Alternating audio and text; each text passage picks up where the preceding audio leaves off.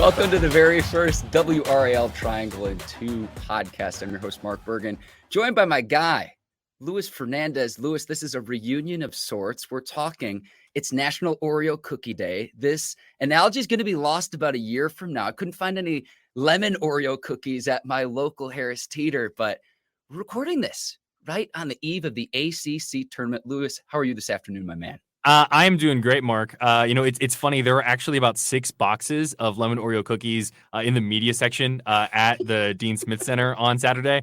I don't know who brought them. I definitely snuck a couple. They were solid. It just tasted like any kind of lemon dessert. I get it. It would not be my favorite cookie, but I understand the hype. Luis, let's get right into it. Duke UNC. Duke sweeps the season series in the 2022-23 season. I'm just going to say this right off the top. It didn't have the fanfare. It didn't have the luster of what this rivalry has had in previous seasons, let alone last season. You had Coach K's final season. You have multiple first-round picks for Duke, chiefly Paolo Banchero. Neither of these teams are ranked, but it was hard for me to muster the same amount of enthusiasm that I had last season compared to this year. What say you? Well, I mean, yes, I think to an extent it's going to be hard to kind of top the level of enthusiasm surrounding those 3 matchups. I mean, how many times are UNC and Duke going to meet in the Final Four? I don't know, hopefully never again. Personally, I kind of one of those situations that give you heart palpitations. Oh, hold on. I just had a Teams notification pop up. Let me close this window. All good, Luis. And I'll say this too.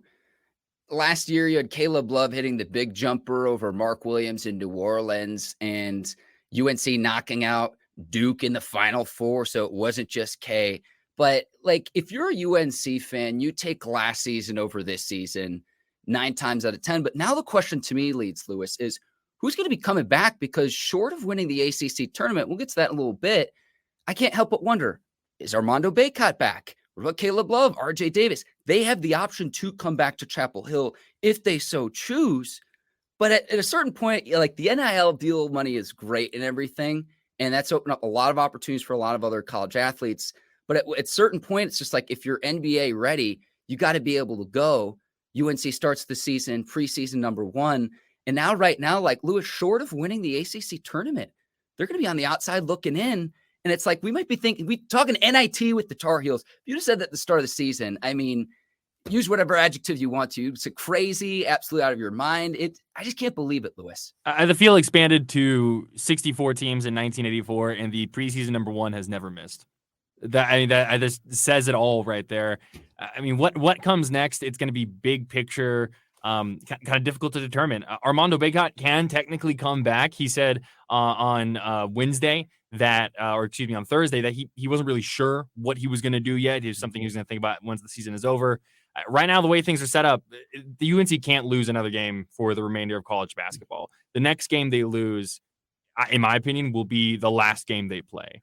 So they just got to roll with it and see what happens. RJ Davis, I think, will come back. Caleb Love, that's a big question mark. It's going to be really interesting. It would not surprise me if this roster looked a lot different.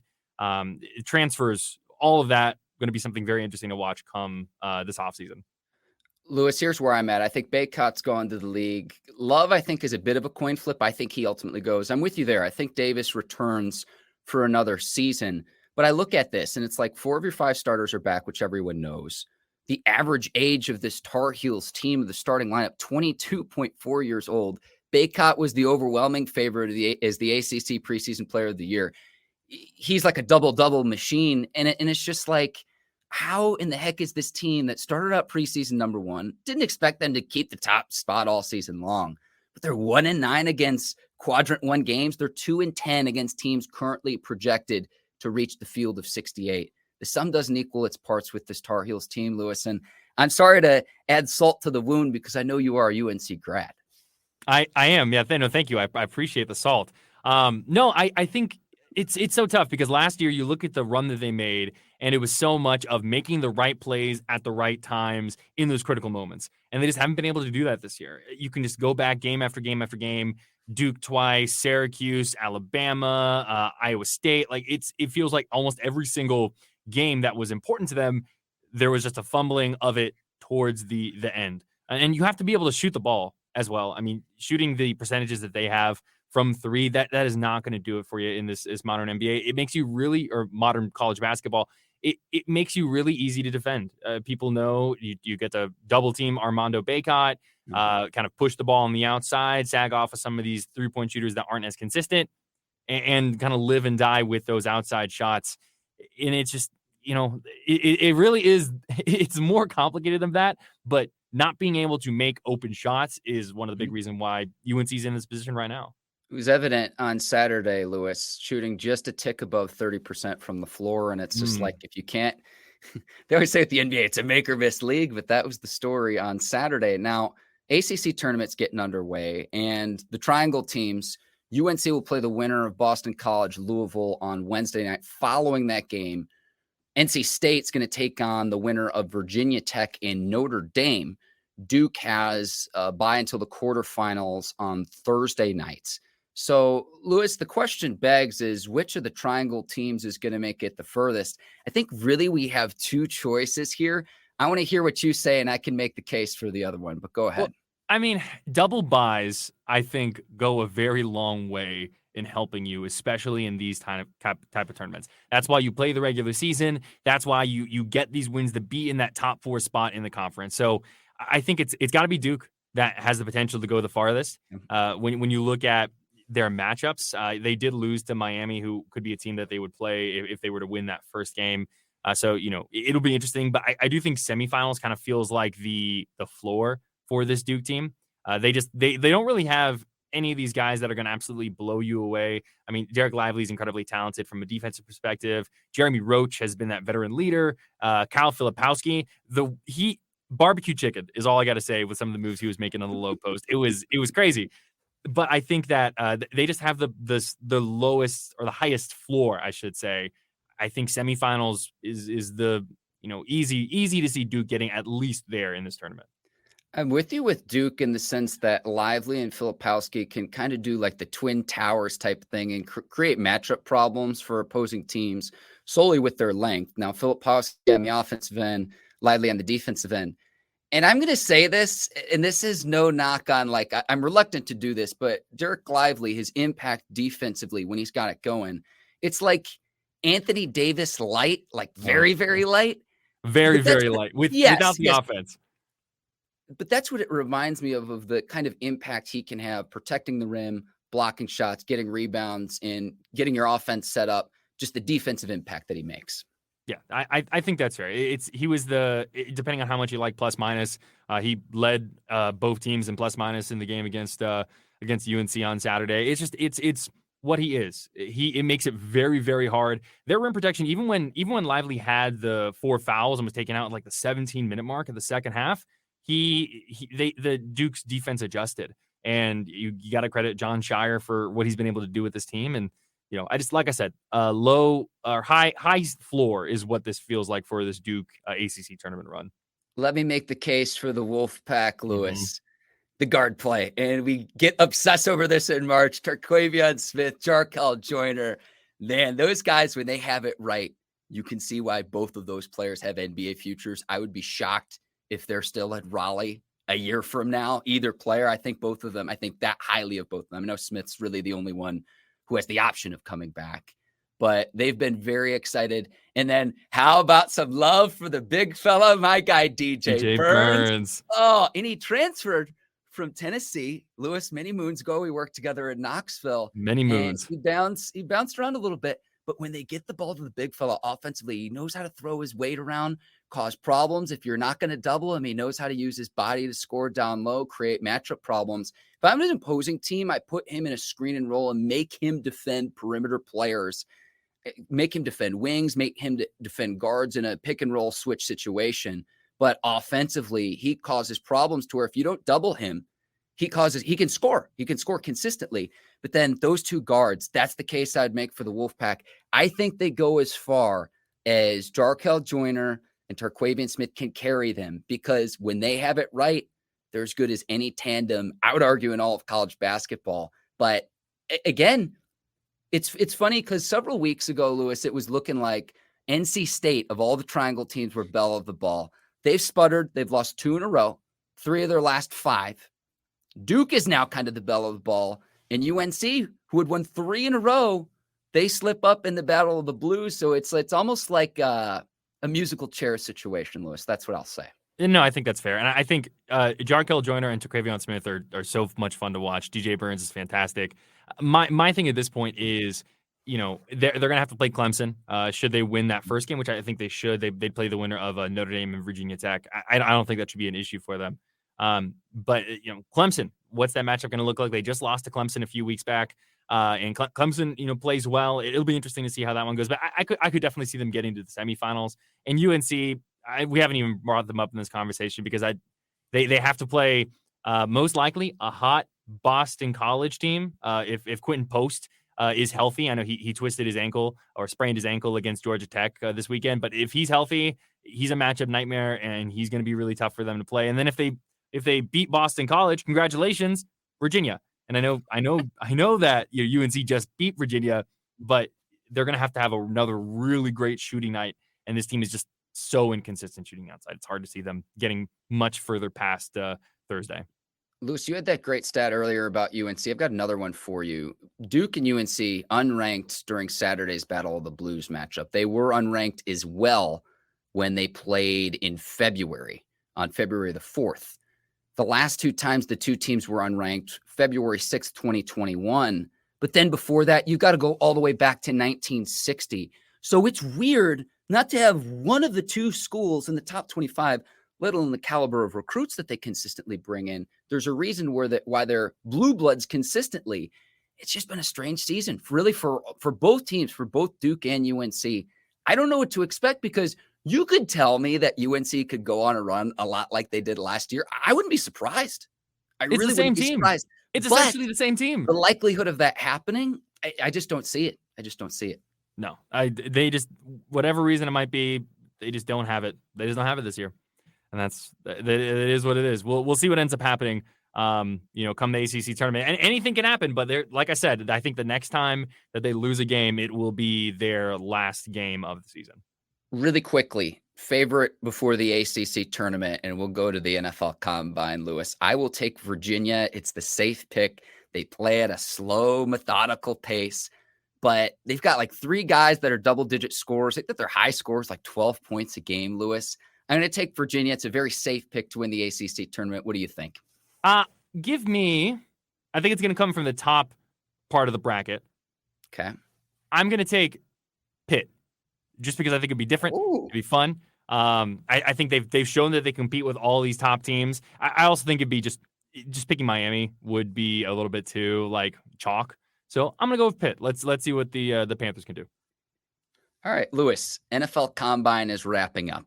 Yeah. The Panthers have the 9th pick. A lot of standouts this weekend, and we found out today. Breaking news here on WRAL Triangle and Two. Derek Carr is going to go to the Saints, so that eliminates one quarterback option. That Carr was the Panthers were one of the favorites to sign Derek Carr. What do the Panthers do now at quarterback? Number 9, Anthony Richardson. His stock, the Florida quarterback, is rising very, very quickly after this weekend. Moon. What do you think happens? What do the Panthers do at number 9? What happens at the quarterback position? Walk us through after what's been an exciting weekend with the NFL Combine. The NFL Combine is always so much fun because, it's how well do these players move in shorts versus in pads. And I don't know.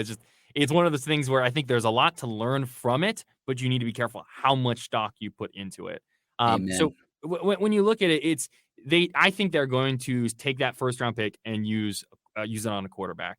Just with how everything's shaken out in free agency, it doesn't really seem likely that they're going to go with that free agent route. If they did, it would be someone like a Derek Carr, who, by the way, as someone who has Chris Olave in a fantasy football keepers league, very excited that he's heading to New Orleans. But I think that, it's the question is which quarterback is going to be left? CJ Stroud, Bryce Young, Will Levis, Anthony Richardson. Those 4, to me, are the possible option there at 9. And I don't know if one of them is going to be there at 9, which means they would have to trade up for that. Looking into it a little bit, ever since Scott Fitterer came into the picture in 2021, they have been active in trading picks. You look at the Dan Arnold, the Sam Darnold, obviously those kind of ones that happened outside of the draft, but they've also been active in terms of trading actual draft picks during the draft. The one thing you really haven't seen from the Panthers as an organization is trading up those top end first round picks. So in order to get one of these guys, I think they're going to have to do something that they've never done before, which is trade higher up into higher up in that top 10. I mean, I think Bryce Young is probably going to be the first guy off the board, but Anthony Richardson he's so interesting from an athletic perspective. I tried to tell myself not to fall for the Anthony Richardson hype because, he wasn't exactly great at Florida. He has some accuracy issues, some ball placement issues, but my goodness, his athleticism jumps off the charts. He has great vision, his pocket presence. He has that kind of all of these tools. The foundation is there. You just need someone to coach him up a little bit from the accuracy and ball placement perspective. And that's kind of part of the reason why you hire Frank Reich in the first place, is to coach someone up. Will he be there though? I don't know. Lewis, I think you hit the nail on the head. I don't think any of the 4 quarterbacks you named are going to be there at 9. So you're going to have to trade up, point blank, period. Like the premium at the quarterback position in the NFL, you hamstring your ability to win if you don't have a blue chip guy. Now, a player like Anthony Richardson, the coaching fit and the personnel around him, I think, and you could say this about any rookie, but for him particularly, there is no ceiling, but there might not be a floor either. Some of the other quarterbacks, I think you kind of have a better idea of what you're going to get. Now, a lot of people are going to make a big deal about the size of Bryce Young, and it is a big deal, Lewis, because similar size, height, and weight to Kyler Murray. And, Kyler Murray, Russell Wilson, Drew Brees are the names that get thrown out there. A lot of quarterbacks 6 foot and under, but those are really the exception, not the rule at the quarterback position. Mm-hmm. The Panthers have to get someone, because I go back to, in the post Cam Newton era, and I'm not talking about his second stint, but you bring in Teddy Bridgewater, it doesn't work. Then no, we're going to bring in Sam Darnold. That doesn't work. Baker Mayfield, we can get Cleveland to pay his salary, and we can get maybe a diamond in the rough for 50 cents on the dollar. But the reality of the situation, Lewis, is the way that the Panthers handled the quarterback situation a year ago. They allocated the 10th highest amount of money in the NFL to the quarterback position last season. Jeez. They didn't have the 10th best quarterback play in the league. So you bring in Baker Mayfield for a 1-year rental, really half-season rental, and it's like, oh, this is a savvy move. But it's because you haven't been able to find the guy post Cam Newton. How are you going to be able to do that moving forward? And trying to sign one of these veterans maybe as a stopgap for the young quarterback that you seek to develop. But I just don't see it right now. And look, the 2 quarterbacks under contract right now, Matt Corral, Jacob Eason, I really don't think that they're the answers either. So you've got to go to the draft. You're likely going to have to trade up, like you said, Lewis. Yeah. My question to you, Mark, is, let's go ahead and eliminate maybe Bryce Young from the equation. I do think he's going to be top 3. Which quarterback do you feel like would be the best fit for the Panthers? Be the guy the Panthers should, if everything turns out great, this is the guy who falls in their lap. Levis. Honestly, if you get Levis, I think you're over the moon. I think you're ecstatic because, CJ Stroud, they all looked impressive this last weekend, the ones that worked out at the combine, the ones that threw at the combine. Levis is almost like when Justin Herbert was coming to the league and no one knew anything about him really coming in.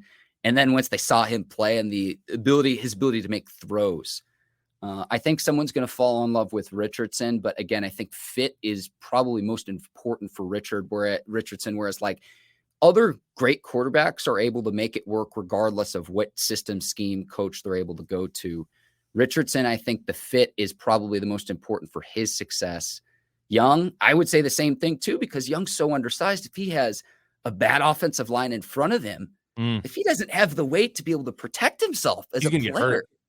So I think if the Panthers could wind up at least with one of these guys, if they wound up with Levis, though, that would really, really excite me. Not the flashy pick, Lewis, but it's about what are you going to be able to do to get yourself back in a situation where you're not just contending to win what's been a weaker division this past season in the NFC South.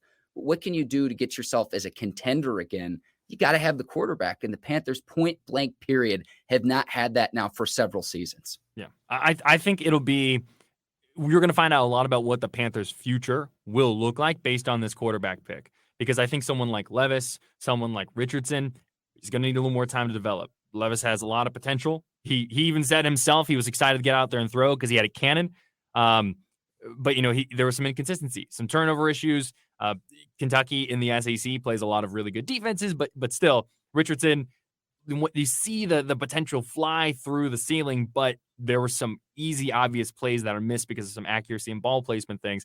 To me, though, if they get CJ Stroud, if CJ Stroud falls to the Panthers, in my mind, then the Panthers create a situation where he could be offensive rookie of the year. They could have a very quick turnaround because I think he is the most ready to start and play immediately. I don't think he's going to fall that far. They'd have to trade up to get him. Yeah. CJ Stroud, to me, of that group, if I'm the Panthers, I'm intrigued. Absolutely. And you look at like Richardson, like what highest vertical ever. And it's like, okay, when is a quarterback ever jumping that high? But at 240 plus pounds, and he's running a 4.40, Lewis. It's just like, good luck catching him when he's in the open field. And when an offensive coordinator is smart and is able to design plays and force an opposing defense to play 11 on 11, that's what's required in the modern NFL. So it's not to say, okay, do you need a Lamar Jackson or a Michael Vick style quarterback? That's not what I'm talking about, but it's about holding defenses accountable. Go late in the Super Bowl this past season. Patrick Mahomes scramble like 30 or 40 yards down the field that helped the Chiefs seal and win the game. Yeah. So you've got to be able to do that as a quarterback in the 21st century, as a quarterback in this league, Lewis. And I got to throw another rhetorical out here. We're going to go away from the quarterback position really quickly. Okay. If Jalen Carter is there at number 9, it's a question you're going to have to ask. Yeah. I mean, his talent is through the roof. I mean, you see the way that he played in Georgia, when you're watching some of these guys like the Will Levis tape and things like that, he's constantly jumping out. Obviously everything that's going on with the legal stuff that has to get sorted out. And I'm sure these teams will do their due diligence.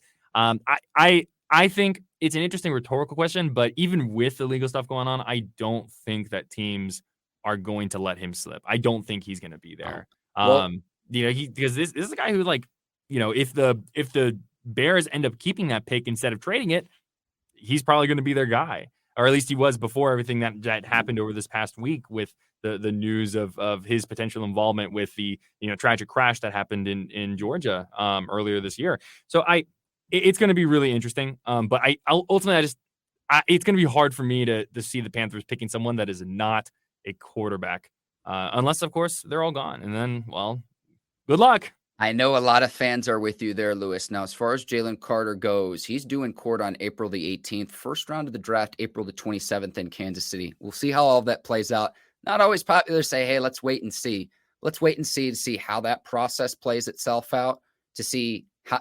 I do think he will fall, though, Lewis. I do think he will fall to where before, I think he was in that conversation, top 3 picks.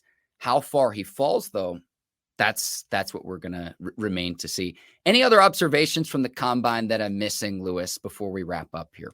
I keep in mind, if you're, Panthers fans listening, just make sure you're paying attention to the production of the players that are going to be drafted, as well as their athletic ability and their age. You gotta hit that, that athletic ability, and that the younger they are, you need to have that potential. It's hard being a 25-year-old, 24-year-old senior coming out here and trying to have a successful athletic career in the NFL. That's just kind of how I view it. Once again, combine numbers are important, but view them as part of the whole, not as everything. Wise words there, Lewis. I am totally with you there. I want to thank everyone for tuning in, watching, and listening. It's our very first WRAL Triangle and Two. We're going to be out each Monday at 5 o'clock on the 99.9 Fan YouTube page. And Lewis, this was a lot of fun. Tap that subscribe button and whatever podcast platform. Tap subscribe, leave us a review. Let us know what questions you have. If you have feedback for us, leave us a 5-star review. But Lewis, this has been a lot of fun. Absolutely, Mark. Can't wait to see what else we can cook up here over the next few months as the sports world really ramps up. For Luis Fernandez, I'm Mark Bergin. Thanks for watching WRAL Triangle and Two. We'll see you next time. Until then, take care and so long, everybody.